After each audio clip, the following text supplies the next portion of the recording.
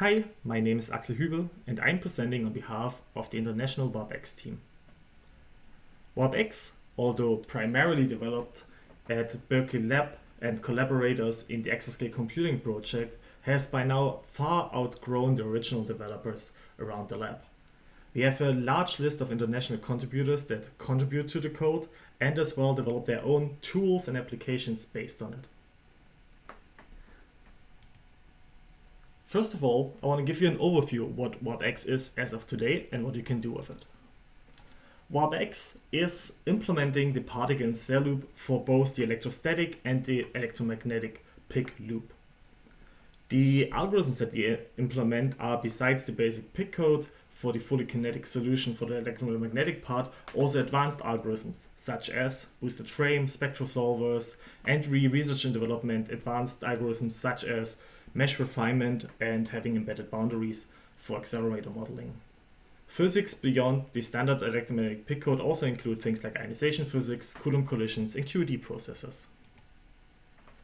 The geometries implemented in WarpX are reduced geometries such as 2D, 3D, but also azimuthal decomposition and full 3D modeling. We parallelize WarpX so that it can be run on single nodes as well as multi-nodes up to the leadership scale computers provided at DOE and around the world.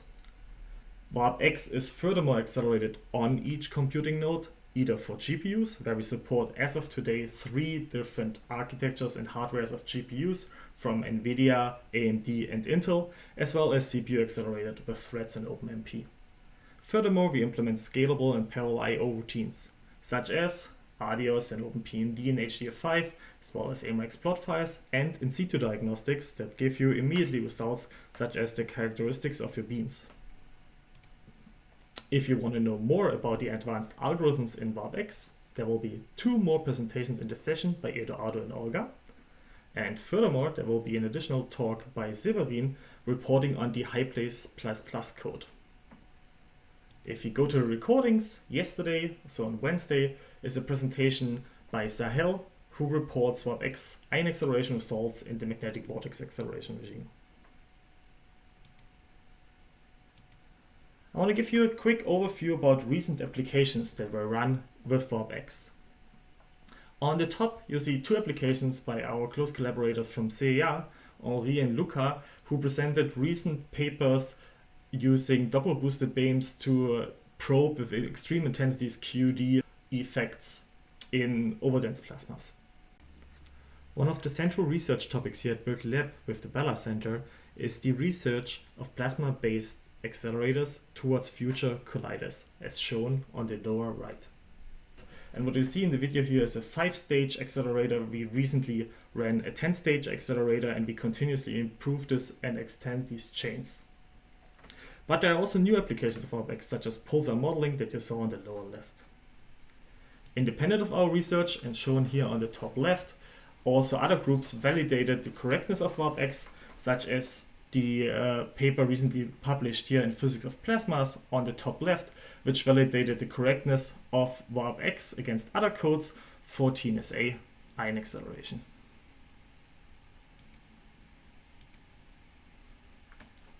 Now coming to new platforms and functionality in WarpX. First of all, WarpX, as developed in the Exascale Computing Project, is built on top of the AMRX library. AMRX provides us with data structures and MPI communication patterns that help us to distribute our code over multiple CPUs, GPUs, or other accelerators available in today's nodes and upcoming architectures. We use a performance portability layer that allows us to tile our data structures properly, either to what is needed on a GPU where you have many threads, or on a CPU where you want to rely on vectorization and want to tile your data structures.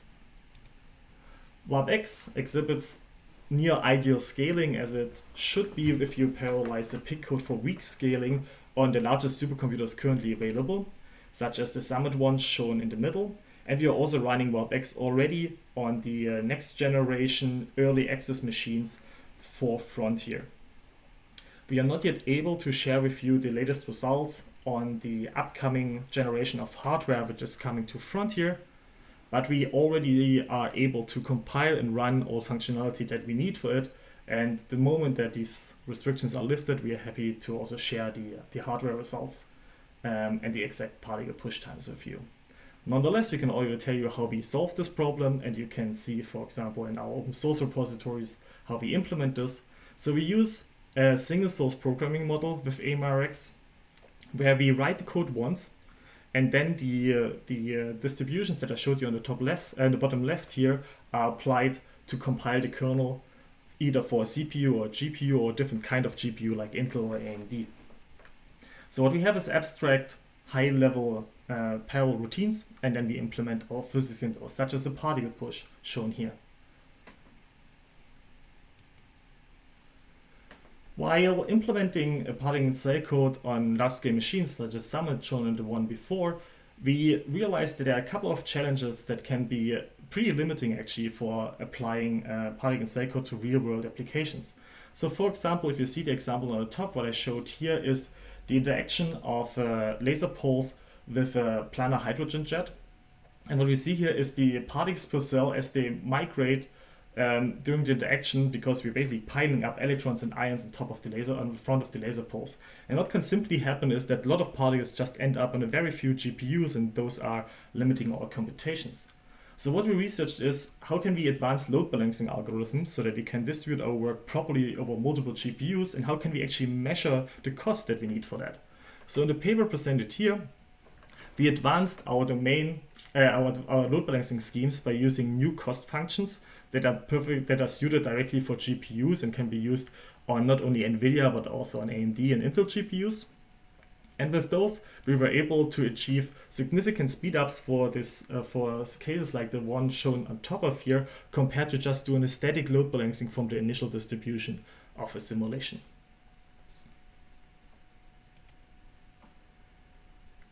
What are our next goals with WarpX, and how do we want to migrate further? So WarpX right now, as it's implemented, has the following software stack. You see from top to bottom, WarpX is the application, and below that we have a couple of libraries that we can reuse and that we depend on to implement the physics. So we have from right to left Pixar, which is providing us with QED modules. We use linear algebra and FFT routines from the Exascale Computing Project. We build on the aforementioned AMRX library for containers and algorithms, and we implement diagnostics such as I/O and in situ visualization. All of this is then based on standardized communications like MPI and builds accelerated platforms like QDAO and P. All of this runs from desktop to HPC, and we are happy to announce that as of this year, WarpX supports both all three major platforms, Linux, macOS, and Windows.